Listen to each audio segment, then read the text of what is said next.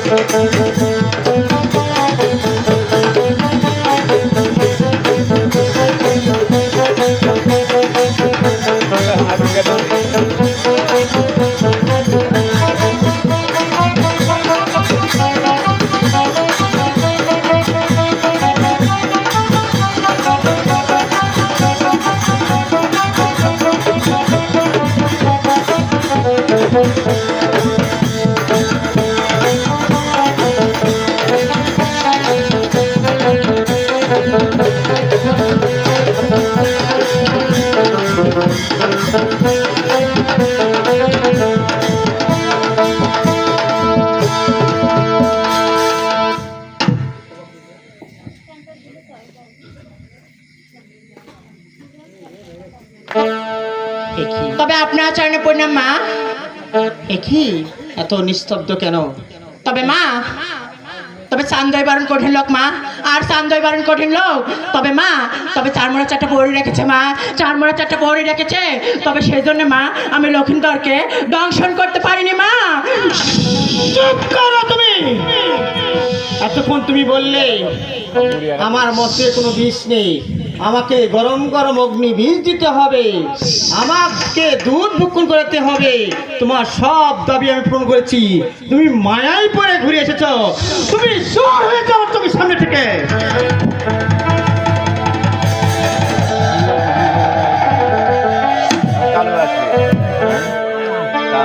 হায় ভগবান, এখন কি আমার উপায় হবে?